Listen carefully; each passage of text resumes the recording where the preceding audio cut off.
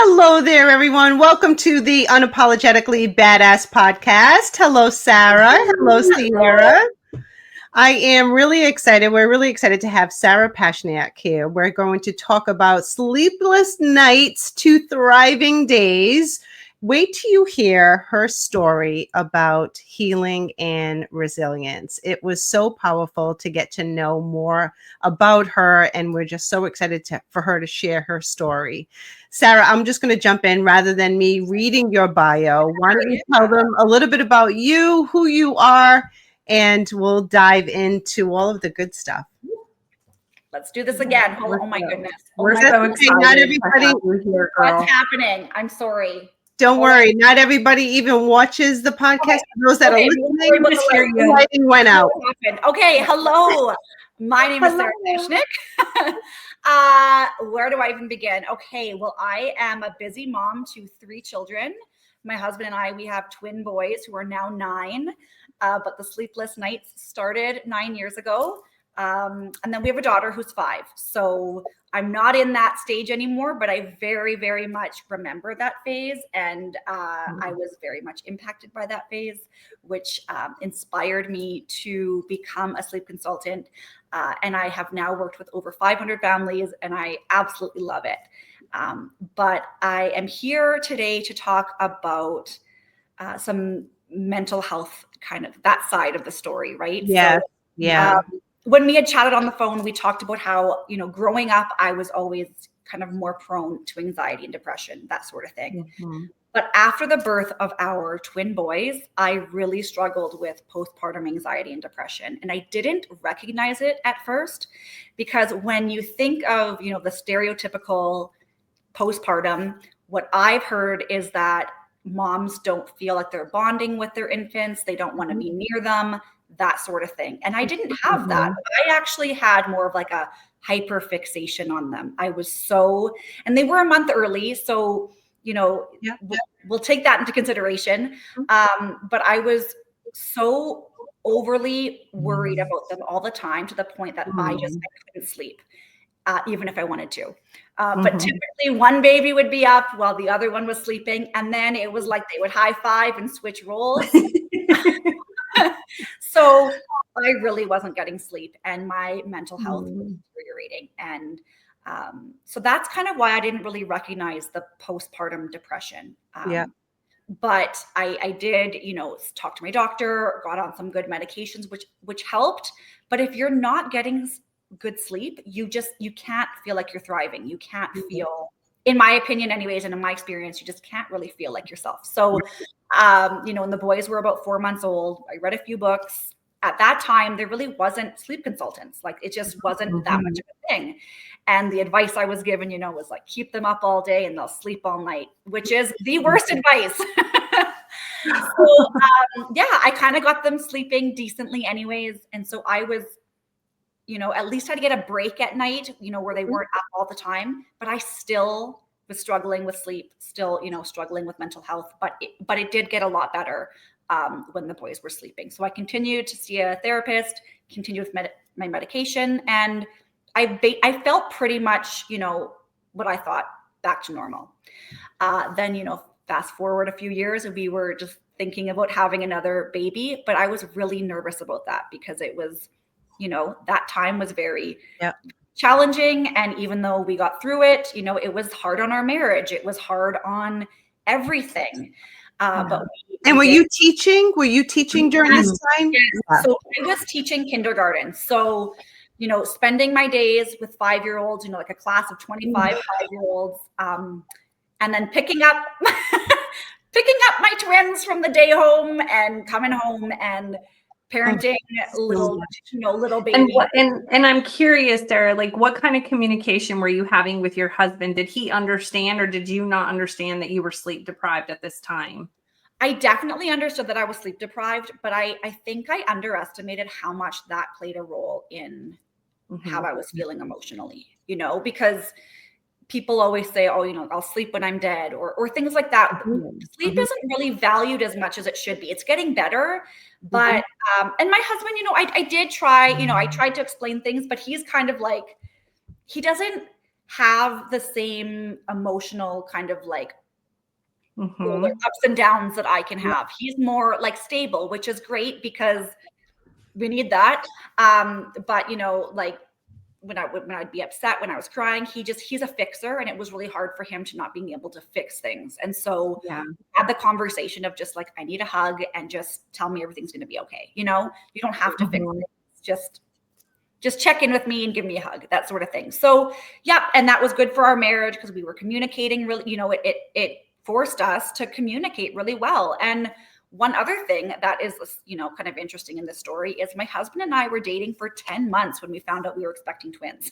So like, we both knew that we wanted, you know, a future with each other. We just didn't realize it would be so quick. And you know, when you have, it's like, here we are.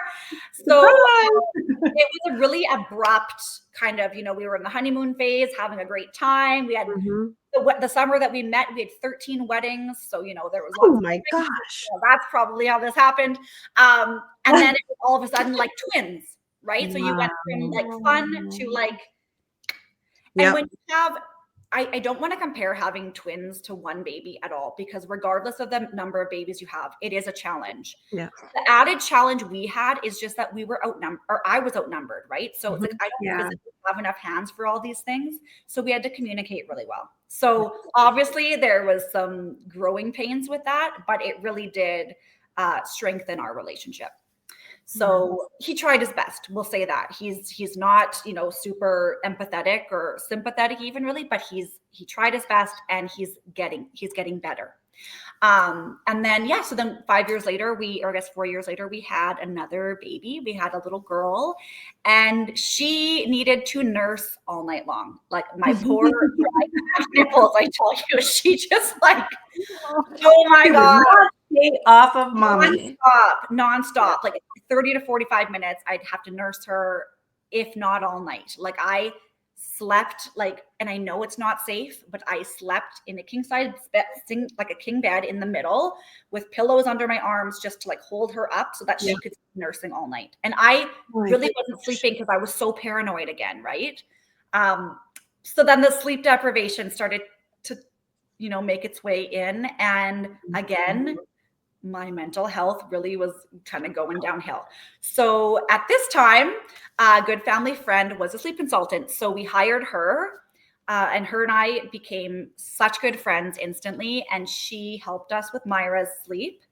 And she just saw how the transformation in me and how inspired I was by it. Yeah. And she was like, Sarah, you've got to do this. And I was like, I know, but you know, how do I do it all? How do I teach and have kids and have a business, and where do I even start? And it's expensive to get started. You know, you're looking at several $1,000s. And I was just like, you know, and she's like, you know what, if you do this, I will mentor you. So I did it. And I took my course when I was on mat leave. But after we worked with her, I had that energy again. I had that like joy again, because I was sleeping, and I was just like, if this is possible for me, it's possible for everyone. Yeah. So that was your turning point to go, oh, I'm going to do this as a business. Yes. That's nice.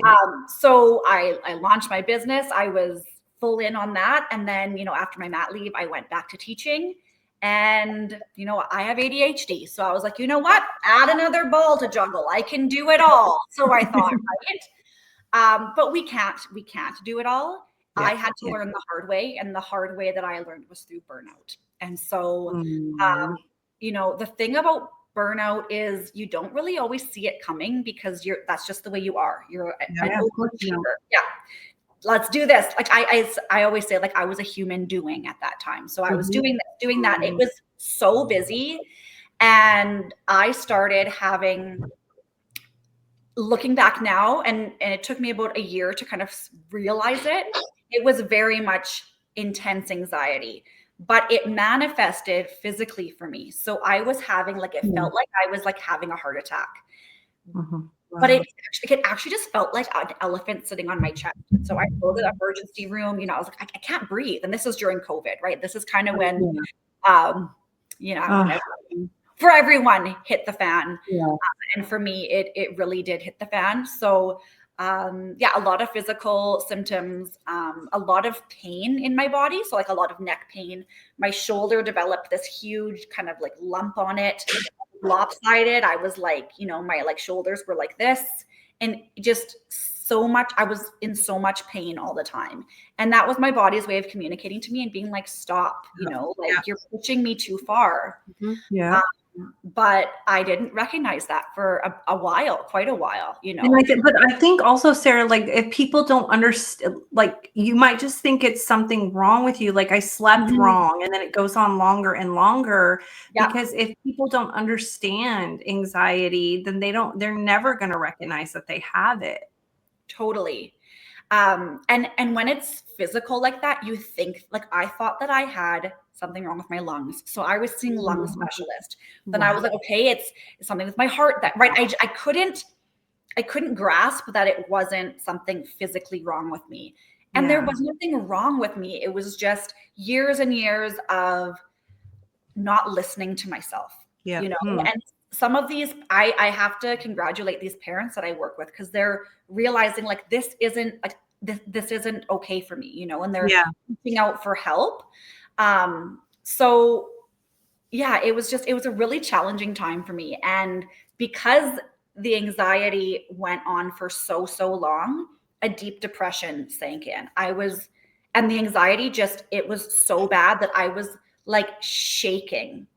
There were days where I couldn't stop shaking, and I would have panic attack after panic attack. And I was seeing a psychiatrist here.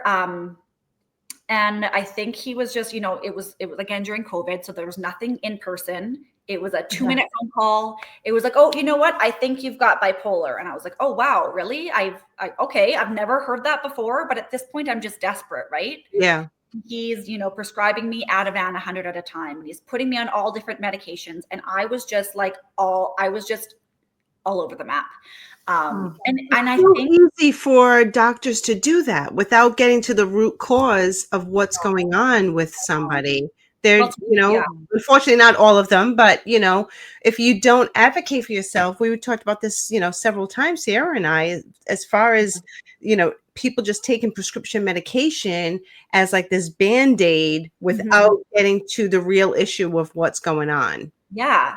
And I think, in the past I did that. When I had postpartum depression, I would go on anxiety medications, and I was getting good sleep, but that was just kind of just getting me by. You know what I mean? Because we listen to the doctors. We're like, well, they know more than we do, so we're going to listen to them versus listening to our own body. Yeah, exactly. But at that time, I was sending so many signals. I didn't know. I was all over. And that's probably why you couldn't express or explain to him competently enough to be able to give a proper diagnosis, because when you're mentally that distraught, and I can't even imagine, Sarah, I mean, it's just, it's such a confusing time. And I would just ask you, like, if there's somebody listening right now and they can't verbalize how they're actually feeling, what advice would you give them? Just keep going. Like you will find what works for you. It might take time, but also just turning inwards and listening, because you do know deep down, what's going on, and you just have to quiet the noise. But also just letting the people around you know what's going on, because it was such a scary time for me. This pill wasn't working. This pill wasn't working. Nothing was working, and I wasn't getting fixed. So I wasn't talking to the people around me and letting them know how bad it was, because I was scared. And then, the depression, I was just sinking and sinking deeper into a darker depression. And I was starting to have, I wouldn't say it was necessarily suicidal, but I was having a lot of thoughts of just being like, I can't do this anymore. Yeah. And I, in the past, I think I judged, suicide and things like that, thinking like, didn't these people try, didn't they reach out? Didn't they try this? And it's just like, it's not that simple. No. And it's not that they wanted to to die. It's that they couldn't take it anymore. And I felt that so deeply. I was just like, I can't go through another day of shaking violently and going panic attack over panic attack. Like I couldn't breathe. It felt like I was suffocated. And what really kind of started the turning inward journey for me was I started going to yoga and more like the yin, like the relaxing, just like quieting the mind. And with someone who has an ADHD brain, if you also struggle with anxiety, it's like a ping pong ball, and it goes back and forth, and they like escalate one another basically. So, I was really struggling silently and quietly for a few years, at least two solid years of really struggling. I was going to therapy. I was seeing a psychiatrist. I was like, what do I do? So at this time, I went on a stress leave from teaching kindergarten. I quit taking on clients. And I really turned inward and started doing like the work that they talk about, right? So it's just, what is going on in my mind, and going to those yin classes allowed me to quiet my mind so that I could see my own thoughts, because you can't change your thought pattern if you don't know what you're thinking in the first place. Yeah. So exactly. Yeah. And we have this subconscious part of our brain that works without us knowing, which is great for breathing and heartbeat and things like that, but it's not so great for thoughts. Because you can have a whole world going on up here. And if you're not tuning into what you're thinking about, it influences everything. So, you can have all the sleep, you can have the medications, you can have the therapy, but for me, it was diving in deeper. So, I took a stress leave from teaching kindergarten and I never went back. I've subbed here and there. But like I mentioned, it was that deep burnout where, you think, I'll be at home for a week and that'll be good to go again. Right. And when you push yourself so far, it takes a lot longer to just bounce back. It's kind of like basically relearning how to be, because the way that I was living was not working. And I kept kind of doing that same cycle, and I'd go through periods of anxiety and depression, but it was never like this. This was like. How did you get yourself through it? How did you recognize that you needed help? Well, I think for me, it was, I was seeing my doctor and being like, and I could just tell he was like, I don't know. I was taking myself to the emergency room saying, I'm not myself. I'm not thinking clearly. I feel like if this doesn't stop, I'm going to do something to harm myself or worse, because I just can't do it anymore. And, I have a beautiful life. And that was what was really hard. Was I have these amazing children, this husband, this family, these friends, that I have this amazing life, but when you can't enjoy it because you're mentally just suffering, that's like a black blanket over you, and you can't lift that veil to see the beauty in your life. It's just black. Exactly. It's like putting on like dark sunglasses and all you can see is darkness, So, we're in Canada, we don't have great mental health resources. So I found a private facility. It was in Calgary. It's called Sandstone. And I told my family and my husband, I was like, I think I need to go here. Like I really felt that I was at the end of my rope, and this place is pricey. It's not cheap, but I really felt that this was what I needed to do. And so I went, and it was the hardest thing I've ever had to do, because I had to leave my children, my husband, my everything I left for over 40 days. Wow. Yeah. And it was heartbreaking. Like I cried. But what it allowed me to do was work on me without having to think about what I was cooking for supper, who I was taking care of. It really is just focusing on yourself, which is the least selfish thing a person. Yeah. Amen. Amen. Yeah, for sure. I commend you for doing that. That takes a lot of courage. Oh, I feel like it was like a different, like, I'm like, was that me? What was that, a dream? Like a nightmare? Like what? Like it doesn't feel like that's pretty badass. It is. It is very badass. And they say on an airplane all the time, like, put your mask on yourself first. And people do not understand the importance of that, of you taking care of you first. Yeah. And then what it could do and how many lives it can save unless you try to go put on all these other masks. And so, Sarah, that is just, I mean, what you did for your children's future. Let's just say it like that, right?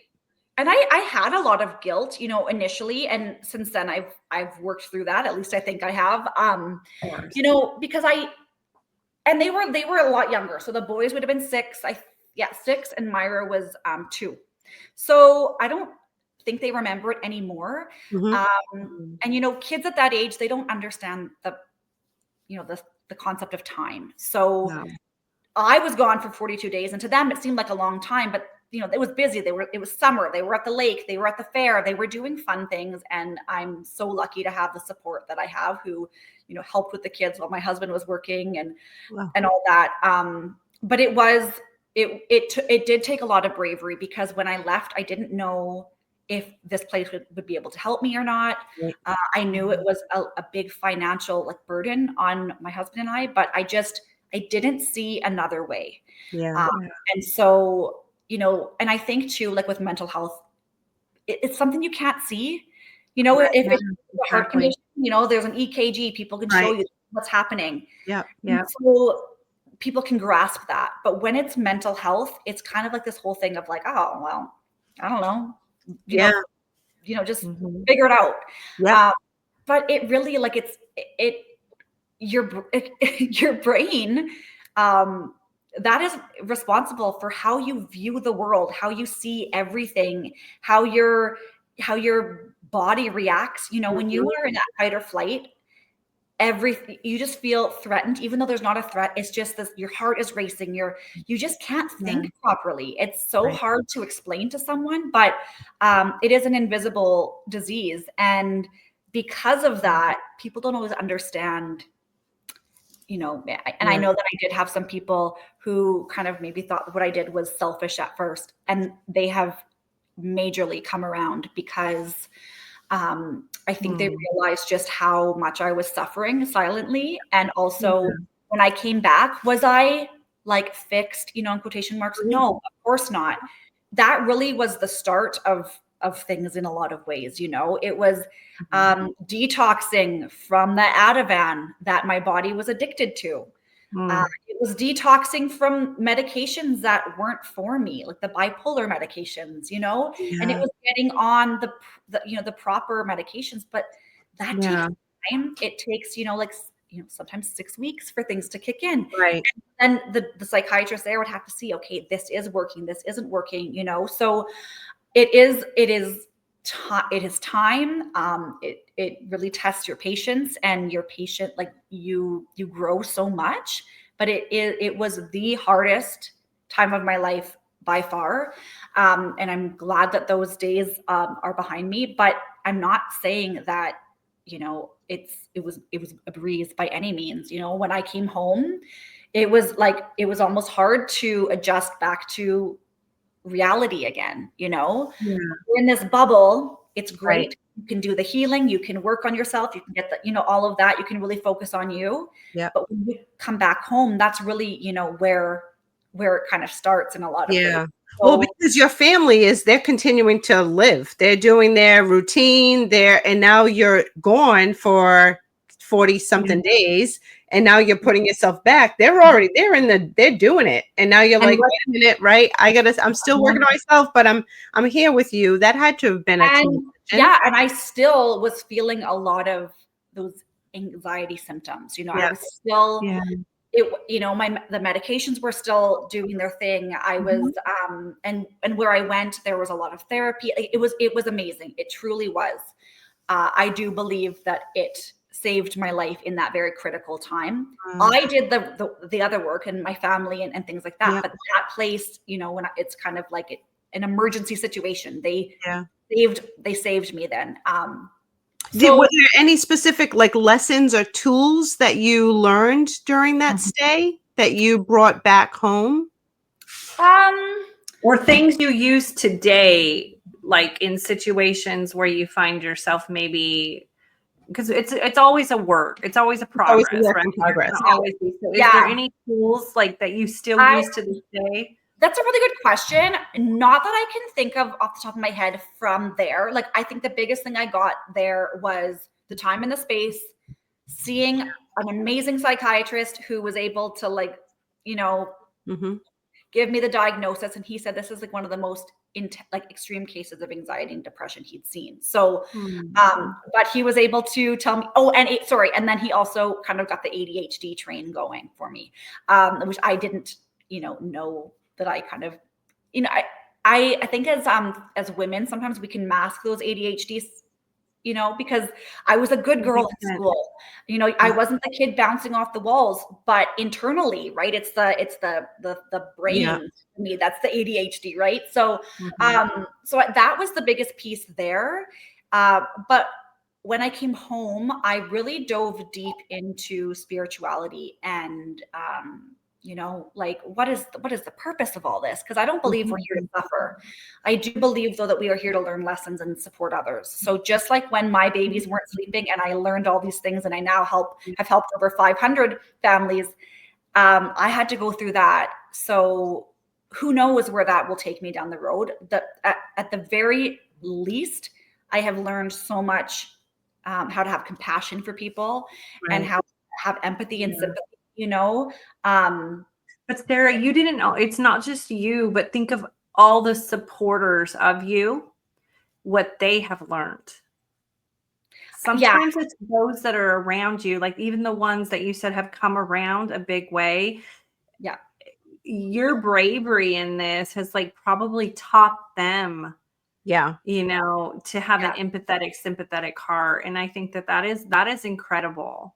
Really, really and I think that we just never know the ripple effect that we have on others around us, everyone. And before this started, we were talking about how I subbed at the high school last week, and I saw students that I taught kindergarten to, and they came running up, and I remembered their names, and we talked about things, and I didn't think that, like, I always knew that job was important, but I didn't always realize that the kids would realize how important it was, and to see these students, you know what I mean? So we never know that ripple effect that we have. And so even coming on this podcast and talking about it, and say someone, connects to me and this story, will they reach out to me? Maybe not, but and maybe they will. But regardless, if they're taking something from it, that's that ripple that just keeps going. So I think that's the point of this, is we shouldn't just suffer in silence. I think it's about, shouting it from the rooftops. This is what I found. This is, so yeah, really diving into spirituality, into my faith, that really got me through some dark days. Just like, just imagine, just be like, you know what? Happiness is right around the corner, and I'm and it's just better days are ahead, and just kind of that positive. And it wasn't easy. And I think when you're in the thick of it, you can't think positively. But I was in a place where I could, start that. And the other thing that's really helped me too is I've started seeing a practitioner who does ABM neuromovement, it's called.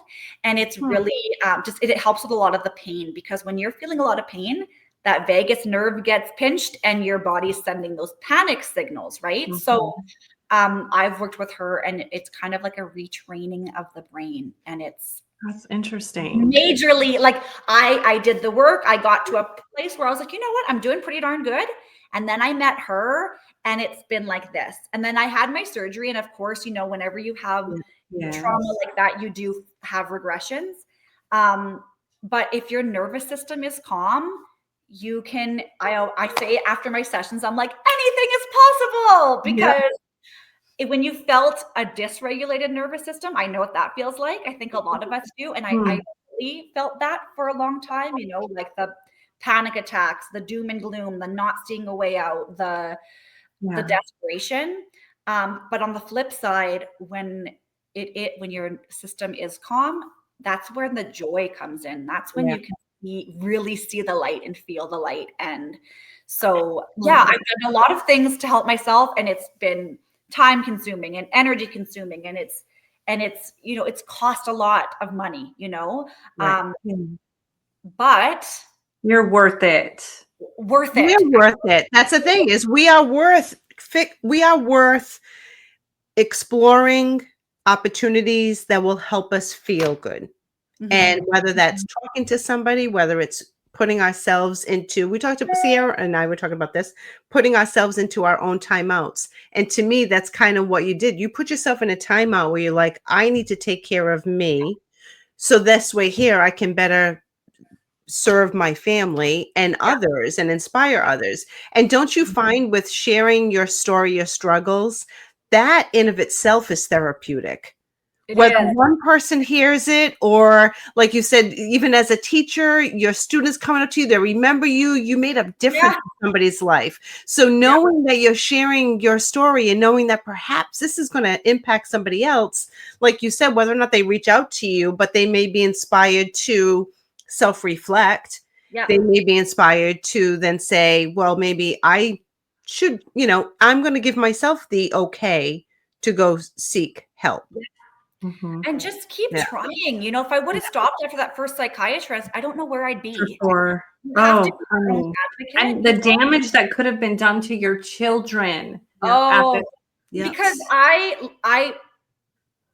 there were so many times I was like, if there was a button to push, I would just push that button, because I was just like, I can't, like, I just, you know, and now I just, I'm so grateful I did that work and I took that time and I stuck it out, because for lots of reasons, but especially for my 3 children, like I couldn't imagine them not having me, you know, and having you is one thing. Let's just say that you would have still been here, or let's say you wouldn't have been, but the mental you, the real you, they get to see the real mother that you really are for them, that you were designed to be for them. If you had not advocated and had been so brave for yourself, knowing that you had to do this for you to give your husband and your children the proper future. Such a big deal. Because, you know, when I was really in the thick of it, I wasn't able to teach. I wasn't able to take on clients. I didn't put my mask on, right? So I couldn't help anybody else. Now I'm subbing again. I'm working with well, I have been working with clients for quite a while, but I'm doing all of that again. I've just found so much more joy in my life. And yes, it took those 42 days of being away and all the other things, but the reward, you know, is so big. And I, you know, when you hear that saying, like, I am enough, or you are enough, that sort of thing. Yes. Okay. That's a beautiful concept. But for me, it was always kind of like, enough, like, that's it. So I want to scratch out that word enough and replace it with everything, because you are everything. As mothers, as whoever's listening to this, you're everything. You're your children's everything. And there is no other you. So you're not just enough, you know?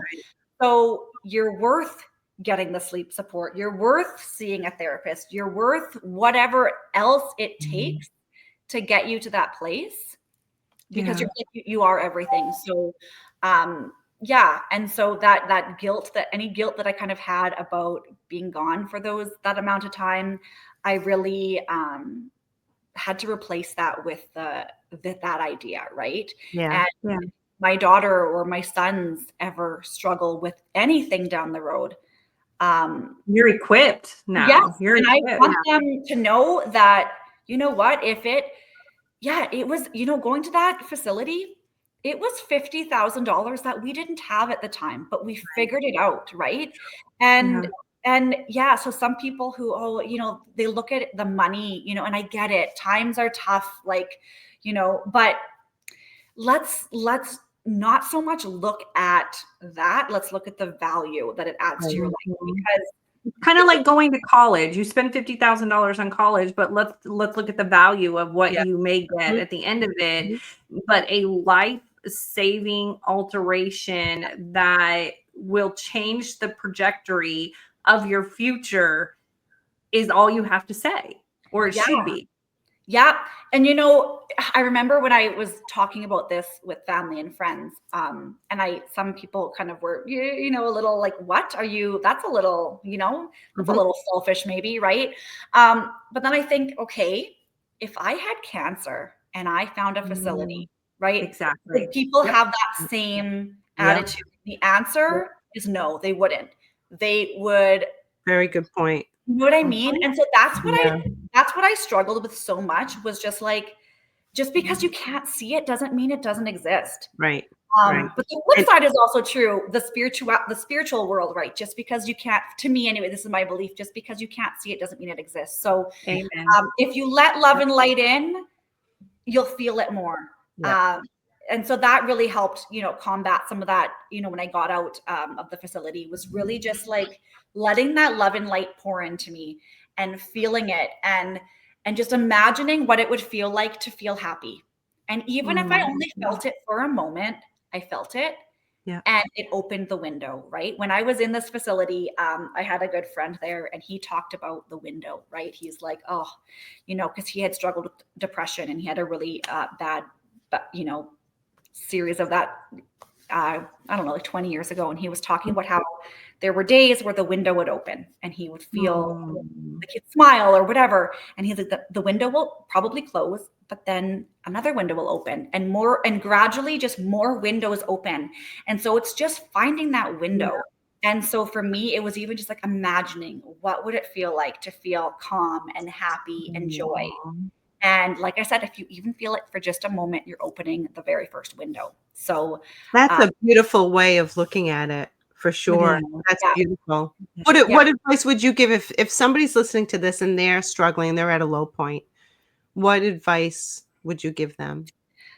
It was just kind of just that, every morning I just would take a moment, and I still do this, just take a moment just to imagine those roots coming out of your feet and planting you in. But at the same time, also kind of like roots or light beams, however you want to see it, coming from above and pouring down into you, and just feel that warmth and feel that love and feel that light and allow it in. And that's really what got me through some of those harder days, and for me, again, it was going to a yoga class, like those yin yoga classes. I've gone to almost 600 classes in 5 years. Wow. There were times where I would go 10 times a week, because that was the only place where I could calm myself. I couldn't do it. I can now, but I couldn't do it at home. I couldn't regulate. And so that was just like tuning into my body, just tuning in, calming the system, and just practicing that over and over and over and over and over again. It isn't necessarily the easiest road, right? But sitting and being depressed and anxious, that's even harder. So it's just taking those small steps and finding things that inspire you and remind you that there is a bigger purpose, and we're not here to suffer, and we're not here to be alone. There are lessons in the valley, and it's it's definitely not easy. I would just say just keep going. And what about like advice for family members? Because some family members can be very insensitive to mental health, like you said, or depression, and they can make, I've seen it firsthand, they can make a person who is going through that valley feel even worse. Yeah. Yes. I know I have. I know there's been people in my life that, because I couldn't understand what that was, I grew up with the suck it up, buttercup mentality. And get over it, right? And that's how I was raised. I mean, that's was inbred in me. So that is my typical response to someone who's going through, I had an aunt, Sarah, who was schizophrenic. She's no longer with us. I'm going to cry because she was really, really, really, really, really special to me. But some of the family, because her diagnosis was so unheard of, that they just were like, oh my God, you're making it up. Stop faking it. But it was so real. And unfortunately, her schizophrenia episodes doctors were after her. So getting help, every doctor was against her. And I would go to appointments with her. And I remember she was forced to be put on medicine. And she just said, Sierra, please, I can't do it. She cried in my arms and said, I can see the outside of my body and it's not me. And it just broke my heart. And I still, to this day, she just is something so special, but people just misunderstood. But she would talk to walls. She would tell people, they're in my walls. And it's just, it was so sad. And to see how alone she was, just was, it just is not, it's not fair. It's not right. And I just want to encourage anybody who has a family member going through anything, if they tell you even for a second, just listen. Because people's reality is their perception of it. So even if you don't understand it, and even if there's not a test that can show it, doesn't mean that they're not experiencing that. So I think it's just listening, and it's not trying to fix, because people, and it comes from a place of love, but it's like, oh, just turn on some happy music and and you'll feel better. Fix it. Yeah. If that worked, I wouldn't be here, So it's, and again, it comes from a place of love, but I think it really is just listening and reminding people how much they are loved and how supported they are, and asking them what can I do for you? There were days where I would message friends and I would say to my husband, I need you to take the kids. I was so overstimulated because my nervous system was all over the place. There were days where I was I can't today. So he'd maybe take them to the cabin, and I'd have a friend come stay, and they'd make me supper, and they would just take care of me. I think sometimes we just need someone to take care of us for a little bit, and they'd just sit with me. I'd be having panic attacks, and they'd just sit with me. And there is no, there's no quick fix, and it's just supporting people through, seeing different practitioners, trying different things, and just knowing that and reminding them that they're so worth it, and supporting them in any way you can, whether you take them to appointments, whether you, I don't know, if you have $50 or something to help them with any of the, I don't know, whatever it is, sitting with, you're just coming in and, cooking them a meal and just showing them, because, you feel like a burden. And with me, there's different, anxiety and depression. Yes, you feel like you're detached from yourself, but, schizophrenia, things like that, I don't understand that either.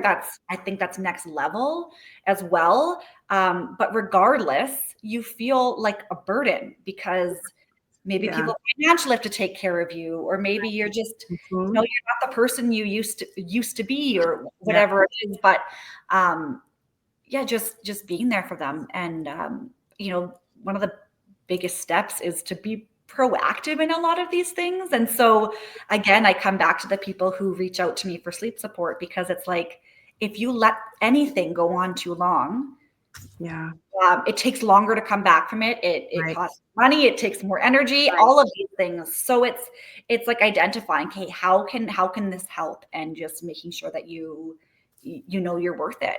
Yeah. Well, like I said, when we first met, I'm so inspired by your journey and your willingness to share, because so many people suffer and won't get the help. They refuse to either recognize that they need help, or they don't believe that help is going to work for them. And, when I wanted to do this podcast and really bring to light, the everyday women, and then we all have a badass story to share and to hopefully, touch somebody else's lives. So I'm so grateful that we connected. And I am too. Thanks for having me. Oh my gosh, you're such an inspiration. I'm so thrilled You really are. Back to you. Yes. So why don't you, because I know we're probably going to close this up, but can you just talk a little bit about what you do to help families? Because I want people to be able to. And who could come to you if you, because I know it's not, I mean, there are not just moms that listen to this. They are corporate people who are struggling from stress to get sleep. So, you know, who are your customers, but who could be your customers too? So I live in Canada, but everything I do is virtual. So I've worked with people as far as Australia, which is the furthest you can get, I guess. So I can work with anyone as long as you speak English. That's the only language I speak yet, anyways. I typically work with infants and toddlers. I've worked with the odd, child. I've worked with a few children who are autistic. A lot of adults reach out to me. They're like, can you help me with my sleep? Maybe down the road. But adult sleep is a lot more stress-based. So again, it's kind of like reevaluating your life and like what's keeping you up at night. Because if, the answers are inside if we quiet the noise, which takes a lot of work. But yeah, so my business is called Passionate About Sleep. And I am passionate about it. And I work with babies as little as 16 weeks. And I really work with parents to trust their parental instincts because, there's so much information out there. It's overwhelming. And so when I work with parents, I educate them on the ins and outs of infant sleep. We do some sleep coaching and we make it as gentle as we possibly can, right? It's, I always say to parents, like, you don't need a timer to tell you when to go to your baby, right? It's about trusting your gut. And so I work with parents to do that. And I work with parents on nervous system regulation with babies, just to keep them, a calm baby was more likely to sleep. So it's pretty amazing, the results. And like I mentioned, I've worked with over 500 families, and I'm currently working on a course now to certify sleep coaches and train them on the way that Lindsay and I do things. So that should be launching in about 6 months or so. So I just think, like, if I can help 500 people, what, let's keep the ripple effect going. I love that. And for those that look her up on social, when she says it's passionate for sleep, it is passion with a PASHION. ION. Sorry. Yeah, because my last name is Passion. We're gonna have it linked below. Don't worry. We have the link in the bio, but just so she did that intentionally, just so you all know. Promise. Because it goes with her last name. So branding, it was brilliant. Fashion, passion, Pashniak. I think it's great, but I don't want them to go online and going, we can't find her. We will have the links in the bio as well. So feel free to reach out to her. And if you have any questions, audience, please comment below or contact Sarah directly. Yeah, I would love that.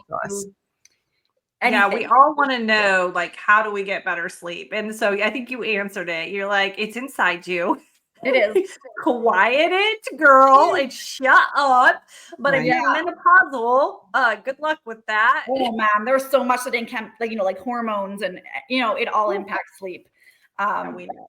Right, we all know. Yes. As I have wine in one hand and my fan in the other. There you go. Yeah. So just for now, I work with infants and toddlers and children, but who knows? Maybe one day I can work with adults too. Fantastic. Thank you so much for your time. Thank you for sharing your story with everyone. Thank you so much for having me. Oh, Thank you, Sarah.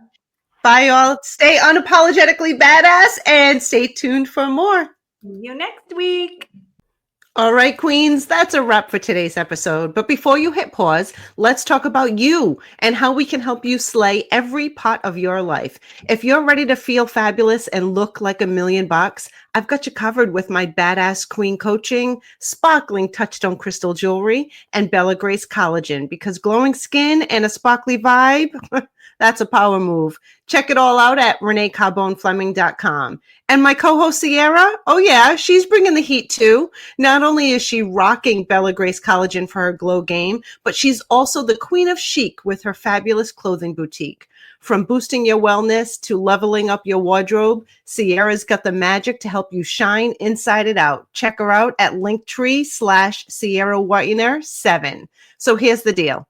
head to our websites, grab the goods that'll help you live your best life, and let's make everything about you unapologetically badass. And hey, don't forget to subscribe, leave us a review, and share this episode with your fellow queens, because the more sparkle in the world, the better. Until next time, keep glowing, keep slaying, and remember, you're a badass queen who deserves it all.